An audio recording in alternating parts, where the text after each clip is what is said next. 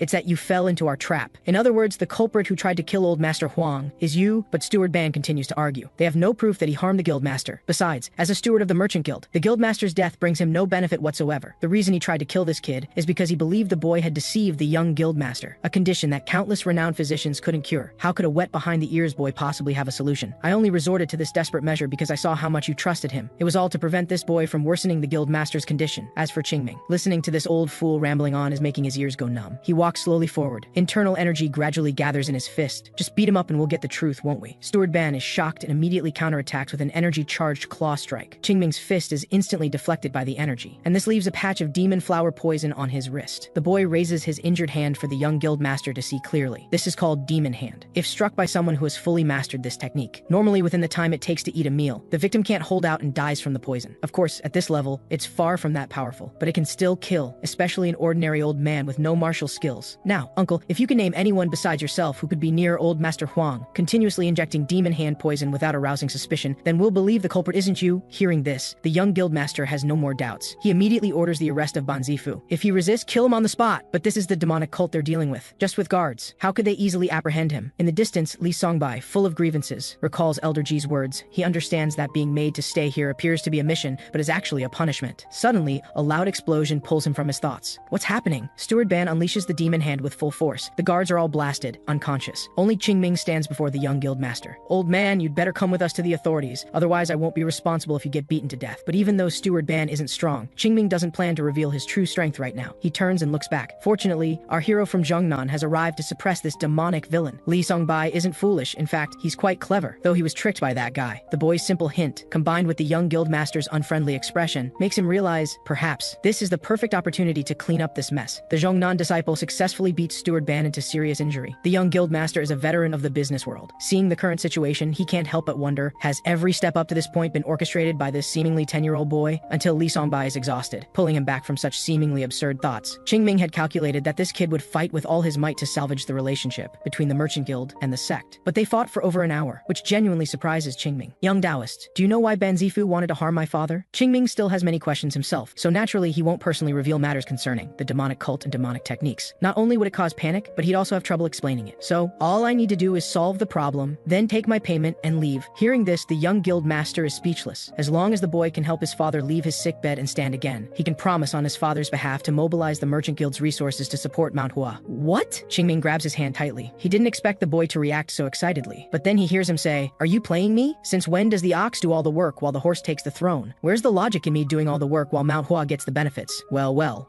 the young guildmaster's brain definitely short-circuits at this moment. After a while, Qingming returns to the guildmaster's bedroom, though he hasn't encountered any real difficulties yet, and even made Zhongnan sect suffer a hidden loss. The biggest problem remains, using his current internal energy to suppress old Master Huang's demon flower poison. He actually has no confidence in this. If he acts rashly and triggers the demonic energy, not even the highest immortals could save him. But in today's martial world, finding another person who understands demonic energy is nearly impossible. Right now, he can only choose to take the gamble. Qingming carefully lifts old Master Huang's hand. He precisely controls his true energy, channeling it into the man's meridians. In an instant, a manifestation formed from internal energy enters old Master Huang's body. Looking up, he discovers dense demonic energy occupies his body, nearly overflowing. They resemble vicious serpents. They seem to have noticed Qingming as well. The boy's scalp is already tingling. He never imagined that Ban Zifu's half-baked demonic energy would still be this troublesome. There's no turning back now. So without another word, Qingming charges forward. Meanwhile, in the outside world, the crimson marks on old Master Huang's arm are visibly fading. Even Qingming is surprised by this effect. Under his sword strikes, the demonic energy is eliminated as easily as tearing through paper. Thinking carefully, perhaps this is thanks to his long dedication to refining his internal energy. Otherwise, with just the snow plum pill's medicinal power, Qingming's internal energy should be more than 10 times higher than it is now. Mount Hua's orthodox lineage and demonic arts are fundamentally opposed. So what happens next depends entirely on whether old Master Huang's body can hold out. Having tasted success, Qingming unleashes his full effort. With every passing second, old Master Huang's danger increases. He must eliminate the demonic energy at the fastest speed possible.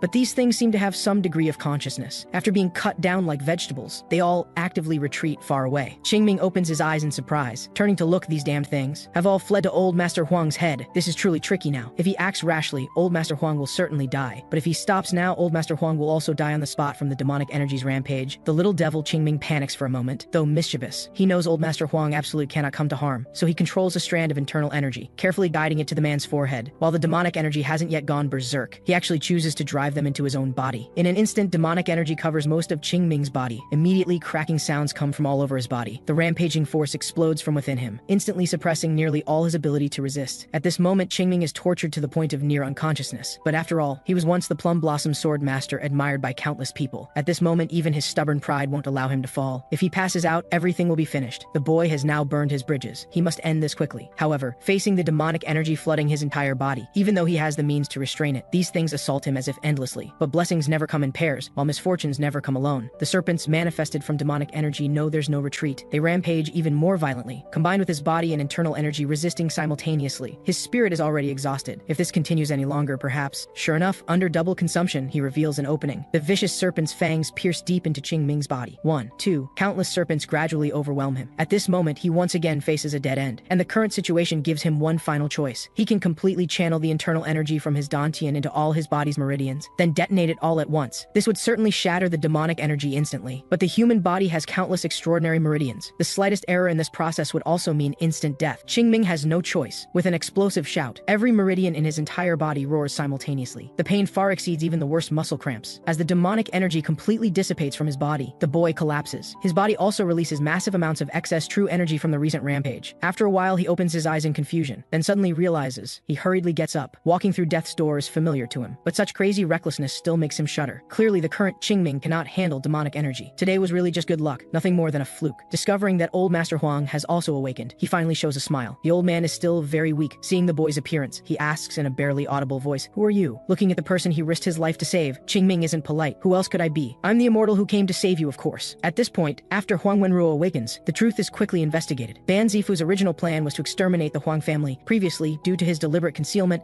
Silver River Merchant Guild never discovered he was actually the descendant of a rival merchant guild that once competed with the Huang family. As for the source of the demon hand, he claims he discovered it on a corpse encountered during his travels as a merchant. Well, that's great, all for nothing. But this also explains why the demonic cult people act so discreetly. In any case, the matter is settled, and everyone is happy. As an honored guest of Silver River Merchant Guild, Qingming is fattened up into a chubby kid in less than 3 days. Old Master Huang, having recovered somewhat, comes looking for him. He almost doesn't recognize that this is the young Taoist who saved him. The old man wastes no pretense. "You've given me a second life and I have no way to repay you." But this isn't what Qingming wants. With a chicken leg in his mouth, he quickly tells him to get up. To say the boy has many schemes. On the surface, he says Taoists dare not leverage favors for repayment, yet casually mentions that coming down the mountain to save someone was extremely urgent, and he didn't get the sect's permission. The old man is advanced in years and can't bear this kind of debt. He insists on repaying properly. Seeing the timing is right, Qingming unceremoniously pulls out a booklet, a thick volume. It's entirely filled with things he planned in advance to ask from old Master Huang. The old man has no idea what's happening. He just hears the chubby boy say with a bright smile, "Well then, let's begin." By the time they finish talking, it's already dusk. Old Master Huang has returned to his study. Speaking of being saved by the young Taoist, such a serious illness left no lingering effects. He feels like he's become 10 years younger. Glancing at his son, "You don't understand why I would reduce business with Zhongnan and promise Manhua substantial compensation, do you?" Having his thoughts exposed, the young guild master doesn't panic. The compensation they're giving Manhua is already very generous.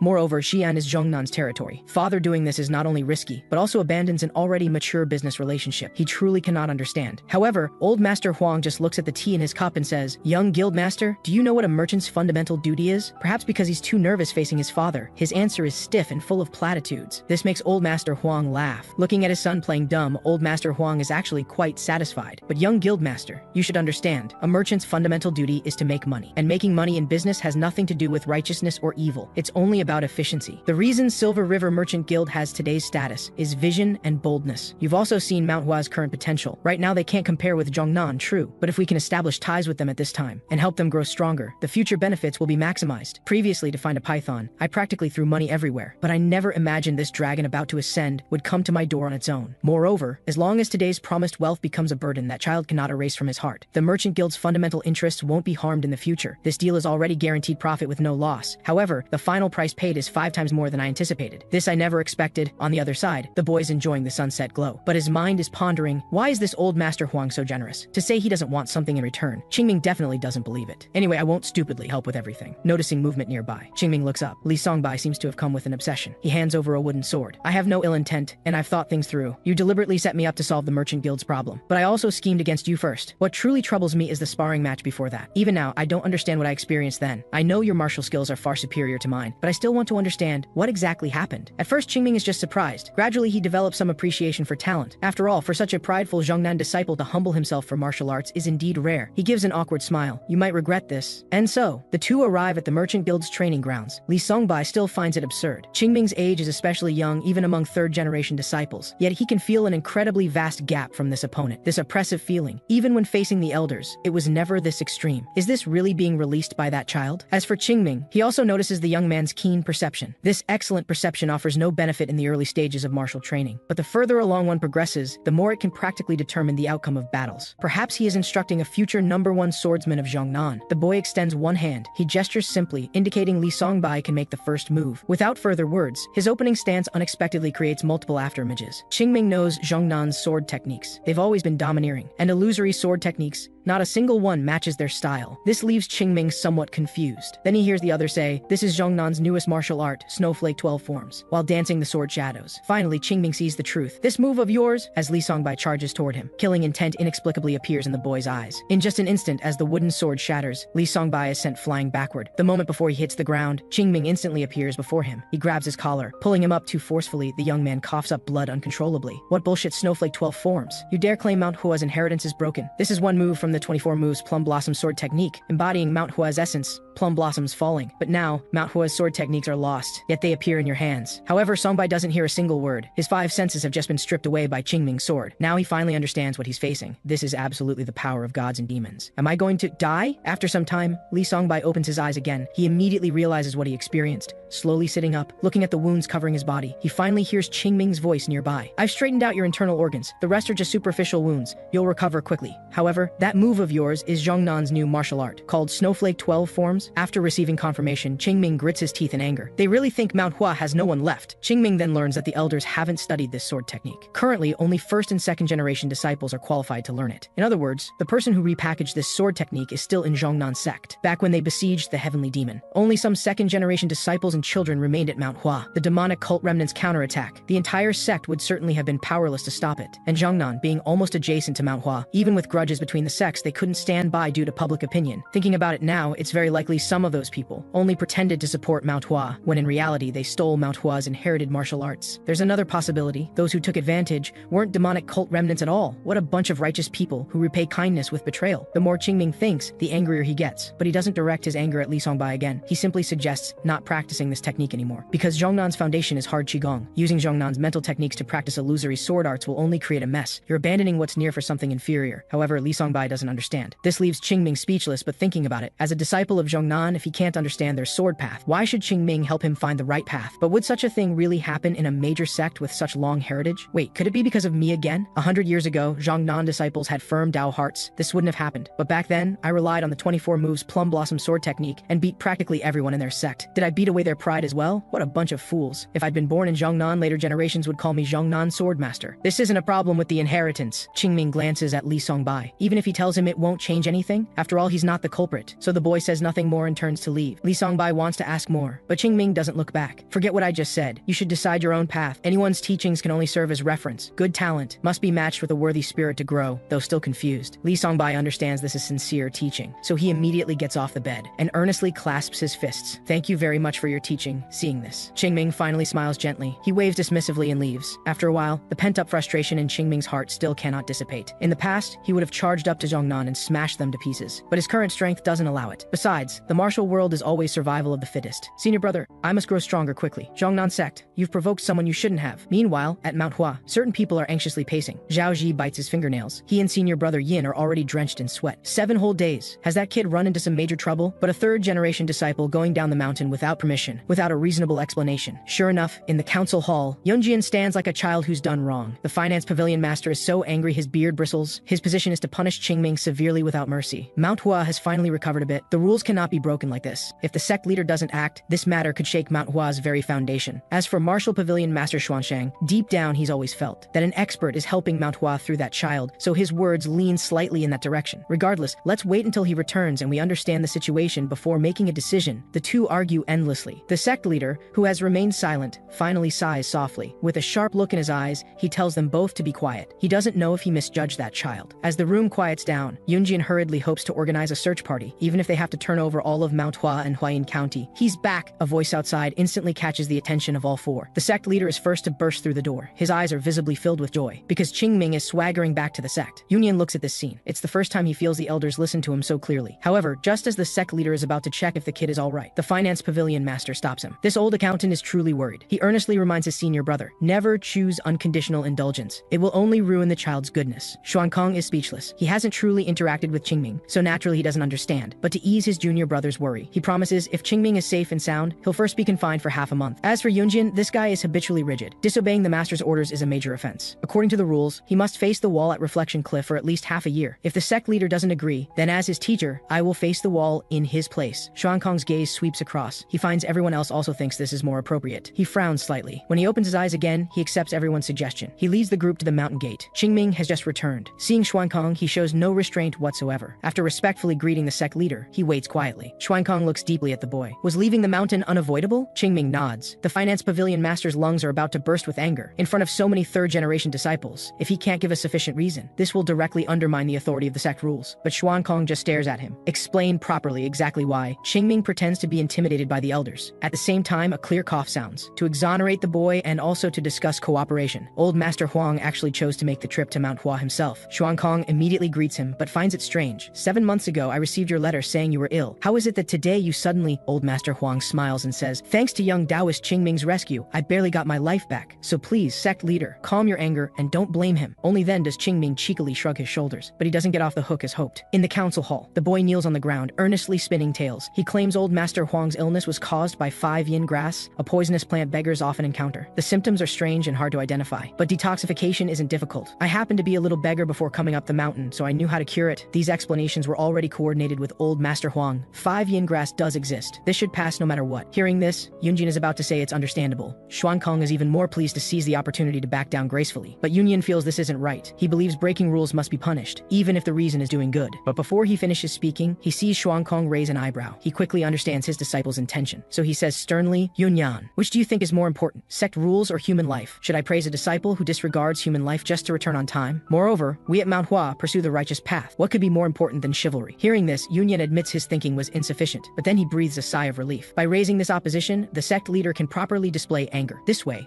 the other elders won't punish Qingming further. Xuankong slowly rises. Coming before the boy, he says, Qingming, you've truly worked hard this time, with good intentions. But Qingming's seniority is who knows how much higher than his. He can only suppress his displeasure and say it's nothing. After a while, old Master Huang reveals the other purpose of coming to Manhua. Young Taoist Qingming attributed all the credit to Manhua. Therefore, to repay the life-saving grace, I plan to fully support Manhua. Xuankong immediately catches the meaning. Old Master Huang said support not investment. It's practically saying losses are on me. Moreover, for this visit, Silver River Merchant Guild mobilized nearly all its workers. Soon they'll determine what Manhua needs them to do. This happiness comes too suddenly. The sect leader clearly isn't ready to receive such a grand gift. He turns to look at the boy. His eyes are practically blooming with spring, so he leaves the finance pavilion master and Yunyan behind and immediately begins planning with old Master Huang. On the way back, the martial pavilion master is in even better spirits. Qingming's small frame can hardly withstand such a huge joke. He laughs heartily while saying, just saving someone is already remarkable, let alone saving old Master Huang. After the martial pavilion master walks away, Yunjian also calls out to Qingming. He sternly reminds the boy, don't be so reckless in the future. So Qingming appears respectful on the surface, while cursing this guy's rigid nature inside. But stealing a glance, he's surprised to discover this middle-aged man's face shows many emotions. Joy and worry are all written there. Yunjian, afraid he can't control himself, also strides away quickly. They've really put so much thought into this. But Qingming feels somewhat comforted now, because although Manhua is still declining, every person's heart is deeply entwined with Manhua. The boy smiles gently. Senior brother, my back hurts now too? Guild Master Old Master Huang tells the boy, we're people tied to the same boat. Qingming resists this inwardly. Seeing this, Old Master Huang chooses honesty. To merchants, boats are indeed just tools. One can board or disembark, but if the destination is the same, there's naturally no need to get off midway. After all, 2 people rowing together go faster, don't they? But Qingming's eyes gaze toward the mountain gate, non-committal. Old Master Huang, this #1 merchant guild master of Shangxi, finally shows some gravity looking at the boy. Perhaps in this child's eyes. As long as he's here, Manhua's revival is inevitable. This contest between old and young is is quite intriguing. Old Master Huang mentions he'll fully support Manhwa. Qingming immediately understands. Are you planning to oppose Zhangnan? After receiving confirmation, the boy acts shamelessly. We didn't ask you to do this. I know, but I just want you to know about it. The two smile like grandfather and grandson, yet secretly they're both annoyed with each other. Old Master Huang truly admires this young man from the bottom of his heart, but what he doesn't know is that Qingming has lived 2 lifetimes. His combined age is no less than his own. So when he says the martial world is vast, and young people should understand patience, Qingming can't help but chuckle. He's smart enough not to embarrass Old Master Huang, because the advice is indeed sound. After the 2 part ways, Old Master Huang looks up, his eyes seasoned by the business world shift. Looking again at this familiar Manhwa sect, he murmurs, this place should simply be called Dragon Abyss. That would be more fitting. The young guild master doesn't hear his father's murmur, but he can sense the amazement in his father's expression. He understands. Silver River Merchant Guild and Manhwa will be inseparable from now on. As for Qingming, he finally breathes a sigh of relief. Manhua's visible obstacles are finally all resolved. From now on, he must focus wholeheartedly on martial arts. And just as he predicted, Silver River Merchant Guild's power quickly brings the nearly collapsed Huayin County back to life. Thanks to them, the Finance Pavilion Master's facial expressions have been completely uncontrollable these days. Only when the sect leader discusses what reward to give Qingming does he finally get angry, because right now, Mount Hua has almost nothing to give the boy. Martial Pavilion Master Xuanshang suggests giving him the recently discovered manuals to study after they finish researching them. But the Finance Pavilion Master absolutely despises this idea. He's stuck on the meaning of the word reward. He even blames the sect leader. Qingming practices hard daily at White Plum Hall. Giving him manuals now just adds burden to the child. Besides, if we're rewarding him, we should give something we'd normally be reluctant to part with to show sincerity. He gets more and more excited. Initially, the sect leader is confused by his reasoning, but thinking about it, it's actually quite reasonable. Over the past decades, this junior brother has managed Mount Hua's livelihood. Managing a declining sect, how terrifying that must be, only he can truly understand. His junior bringing about this situation, one can imagine how much this junior brother must adore him. But this guy is so worked up, he doesn't seem in a state to discuss matters. Xuanshang also notices this. He can only drag this crazy junior brother out with a smile. Please understand, he's been suppressing too much inside.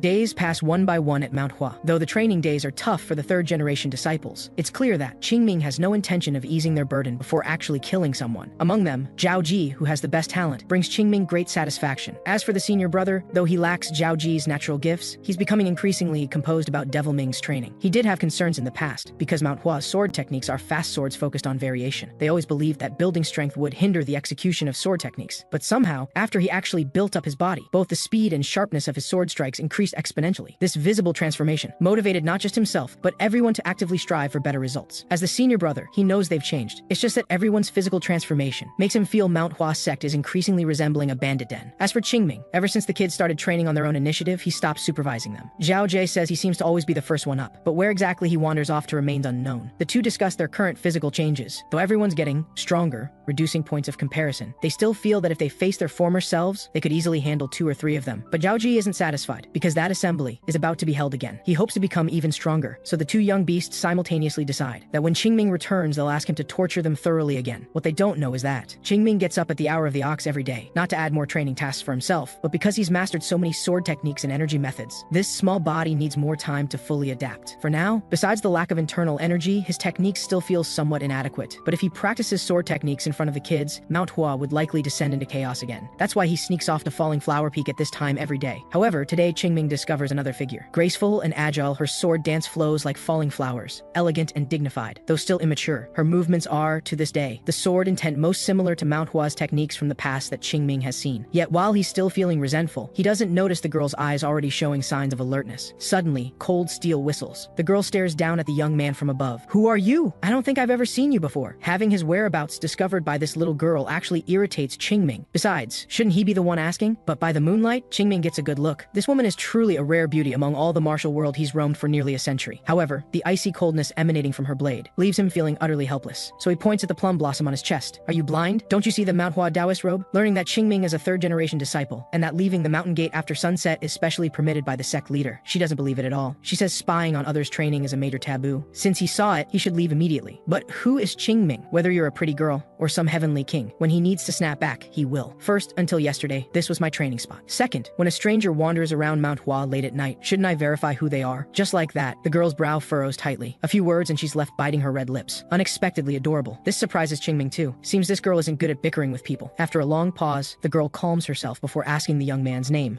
When she hears it's Qingming, she's quite surprised. It turns out, Mount Hua's generation names cycle through 5 characters. Qing, Ming, Xuan, Yun, Bai. And this generation's third generation disciples happen to belong to the Qing generation. Her first thought is that this kid has already been granted a Taoist name right after joining, but she's overthinking it. What surprises Qingming most is that the girl is a second generation Bai generation disciple. Since he came to Manhwa, he hasn't seen anyone from the Bai generation. He thought Manhwa's situation had caused him to skip a generation, but now suddenly a martial aunt appears, making him feel utterly disgusted. He performs a perfunctory bow before sending her away. However, in the morning dining hall, the kids are sighing heavily. This makes Qingming feel like he's back when he first came to White Plum Hall. Back then, after disciplining them, they all had this half-dead look. The senior brother says it's because the martial uncles are returning. They left Manhwa for secluded training and harsh cultivation. But Qingming still doesn't understand. Are these people wolves and tigers who'll eat them or what? Zhao Ji tells him. This means the Zhongnanhua assembly is about to begin. It's a martial arts competition between Manhua and Zhongnan sect, held every 2 years. Qingming feels like he's heard of this somewhere but can't recall for the moment. Yinzhang's face turns pale. He says rather than calling it a competition, it's actually one-sided beatings. If this time again, the martial uncles' faces will probably turn black as the bottom of a pot. Qingming finally understands. In other words, this is second generation and third generation disciples competing in matches, and you've always been the ones getting one-sidedly beaten, right? Yinzhang's expression grows even more awkward as he nods. In other words, the Zhongnanhua assembly is right around the corner, and we're fighting against Zhongnan sect, correct? Recalling 100 years ago, Zhongnan sect didn't have the guts to hold any assembly with us. They must have taken advantage of Manhua's weakness to create this thing to lord over us, learning that those martial uncles went into seclusion precisely because they lost last time. So even if they've achieved some results this time, there's no guarantee they'll win.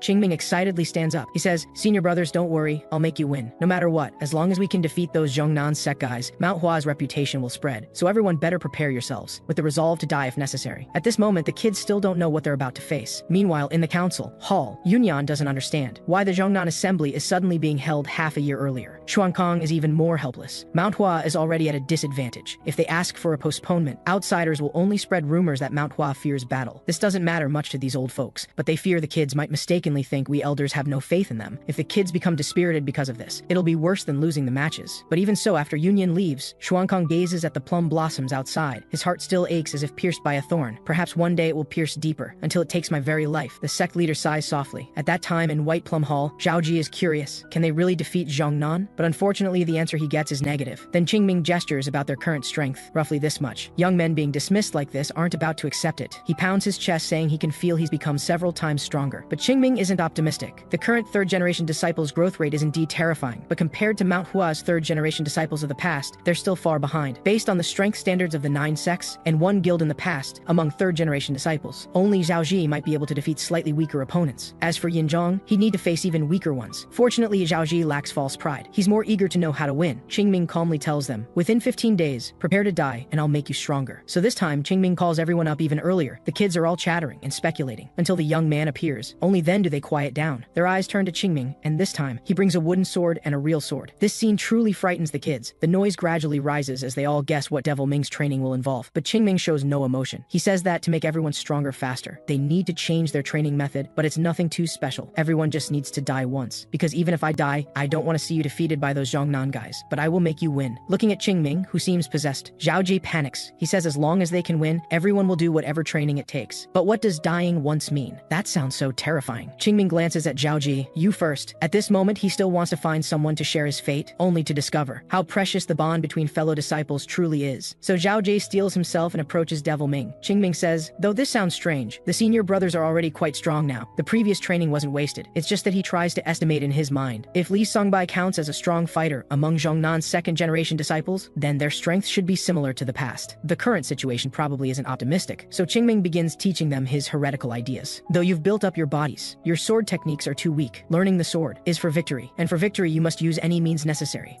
Then he tosses out the wooden sword. "From now on, we two will spar. You can use any method, while I'll only use one move, swinging my sword." Zhao Ji lowers his head. He knows he can't possibly defeat Qingming. But if his opponent only uses one move, then maybe he has a chance. Speaking of which, "Qingming, you're sparring with a real sword. You won't actually cut me, right?" Seeing his guess whether I'll cut you or not expression, Zhao Ji only feels his throat burning, but he immediately steadies his mind. "So, can we start?" This surprises Qingming. He glances over. Zhao Ji can't stop his inner trembling. Qingming smiles. "Is this the confidence of thinking you might win?" And Zhao Ji strikes first. "This sword, I bring no emotion. Falling flower sword." No matter how Qingming looks at it, this guy is full of emotion. He wonders how he offended him. However, Zhao Ji's eyes flash crimson. 7-star steps. Continuous footsteps pound the ground. He approaches Qingming at extreme speed. Then another strike of falling flower flower sword. Though his movements are clean, his combat talent is exceptional. Considering potential alone, he's not at all inferior to Li Songbai. He indeed has the right to be confident. However, the battle between the two leaves the kid stunned. But on the surface, it looks like Zhao Ji is one-sidedly suppressing Qingming. What's going on? However, Yin Zhong watches carefully. Though Zhao Ji is fierce, he hasn't touched Qingming at all. That's not some special footwork, just perfectly timed steps backward, perfectly dodging Zhao Ji's sword. From another angle, it's like choreographed movements, deliberately making Zhao Ji miss. Can I understand this is Qingming knowing Zhao Ji's movements like the back of his hand? That kid, how much can I actually understand now? As Zhao Ji lunges and misses again, he also notices something's wrong. Every time his sword falls, it's always exactly 1 inch away from Qingming. He finally understands his chances are slim. His body trembles uncontrollably. He's clearly tried his absolute hardest. That's why he felt he'd become much stronger. But why? The gap between him and Qingming is still like a heavenly chasm. Impossible. As Zhao Ji's furious roar erupts, Yin Zhong discovers almost simultaneously he's actually cultivated sword energy. Zhao Ji launches forward almost instantly. He swings another strike at Qingming. The impact from the sword energy carves a deep groove into the ground tiles. The training ground wall also shows a massive crater, but unfortunately, he still hasn't touched Qingming. Looking up, his opponent is staring at him with the eyes of one looking at a dead man. Senior brother, it's over. Accompanied by a sword cry, Zhao Ji's vision is almost entirely filled by the blade. The sword stops less than a finger's width from his forehead. Instantly, all the kids present fall silent. When Zhao Ji comes to his senses, he collapses onto the ground. Just now, he truly thought he was dead. Right now, he can't feel any of the heat from the battle just now. Only coldness permeates his trembling body. But Qingming is satisfied. The chance to die once isn't something everyone gets. Then this demon turns to look at the others and shouts, "Next!" But having witnessed this scene with their own eyes, which kid would dare rush forward? Qingming doesn't mind. Senior brothers, think carefully. Like this, can you really dodge? If you won't come, then I'll come to you. Qingming, inexplicably excited, charges toward these inexperienced kids. The moon is bright tonight. For the third-generation disciples, this should be an unforgettable night. After he beats everyone down, only then does he explain. I already told you I would swing my sword downward, but such an obvious attack, and you couldn't dodge it. Do you know why? Zhao Ji feels insulted from body to intelligence. He says of course it's because it's too fast. So fast there's no time to think. Even a 3-year-old knows that. Since the senior brothers all know, then why didn't you do anything? A sword falling on your own head is completely different from a sword observed by others. As long as you build up your bodies, anyone can execute the sword strike I just used. A solid, stable lower stance. Then transmit the force to your hands and merge it with internal energy. That is swinging a sword. Zhao Ji hasn't recovered from the shock yet. Yin Zhong speaks up first instead. You mean, rather than pursuing flashy but unfamiliar sword techniques, it's better to rely on the body we've already trained to swing the sword, right? Qingming glances over and adds,